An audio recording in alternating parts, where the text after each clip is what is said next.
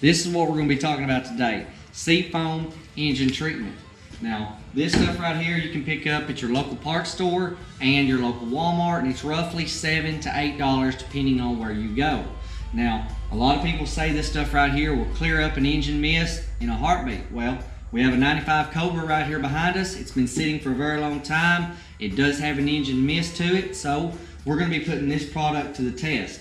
All we've done so far to this car is put some high test premium fuel in it. I've already test drove the car and it does have the mist. So we're going to crank it up and I'm going to go through the process and the steps on what you can do, where to put the Seafoam, and then exactly how to do it. And then hopefully we'll get a good outcome and it'll be a good product. Just to show you that this car does miss really bad, before we start doing our Seafoam process, we'll go ahead and crank it and it probably will not stay running.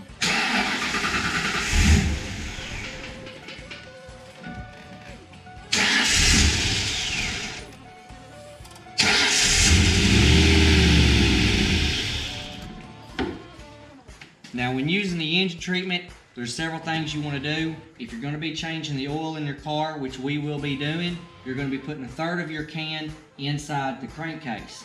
So you're going to be putting the third can right where you would put your engine oil. Next, what you're going to be doing is any of the vacuum lines going into your intake, you want to take a vacuum line loose.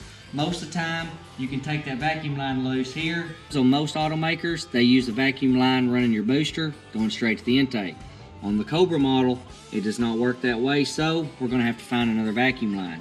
Now, I found this vacuum line here that runs over to the proportioning valve section for the booster. I just simply removed that, and I'm going to be putting a hose right there. Okay, so I've got this extra line that I picked up. I'm just going to be putting that extra line right there on top of that for my vacuum. I've added my extra line here for my vacuum. Here's the end of the hose. That's where I'm going to be putting my extra third of the can of Seafoam through here while the engine's running. Okay. Now, with the last portion of the third can, you want to add that part of the third of the can into your fuel system. So the best way to do that is pour it straight into your fuel tank. You can shake the car to slosh it around so that it mixes well with your fuel, and then that takes care of that. Okay, now we are going to be cranking this inside my shop, and you can't expect for it to smoke or steam out that because it's going to have extra fuel going through the intake and out the exhaust system. So opening up a door for ventilation, I'll probably also have to run my paint booth because I don't want to pull it outside.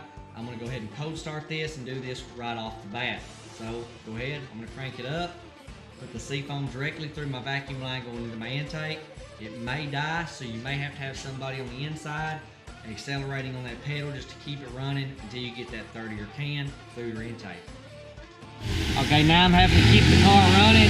Just add it right through your line here.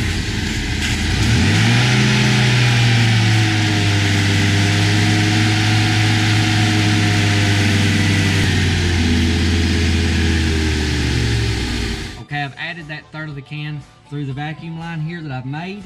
Now I'm going to take this off, put the original vacuum line back on the engine, and then I'm going to crank the engine up. I'm going to start doing some little bit of revs, just some slow revs, and then some full throttles back and forth to clean out the system.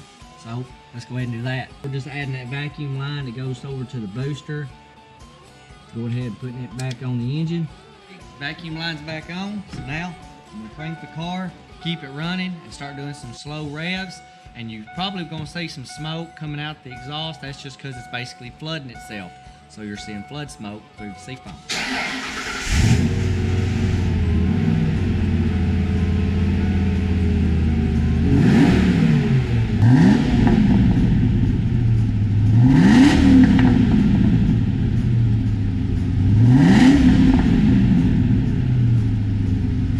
Now what I'm going to be doing, I'm going to go down the road, do some hard accelerations to try to clear everything out. By the time we get back, hopefully this thing will idle smoothly where I don't have to hold my foot on the accelerator pedal. So basically what I'm doing, I'm just cruising through the gears. The road's a little wet. I'm in a Mustang, so those two things don't mix.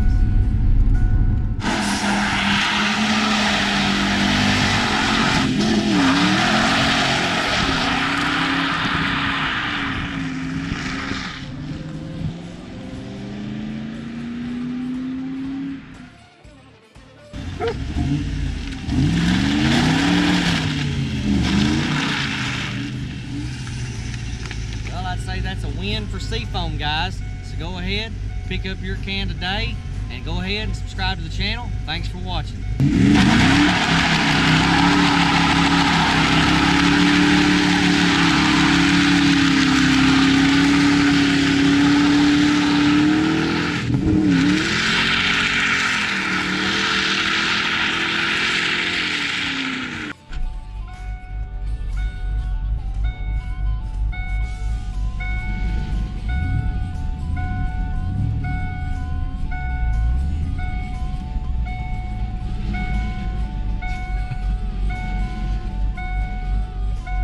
Just leave it right there. It goes.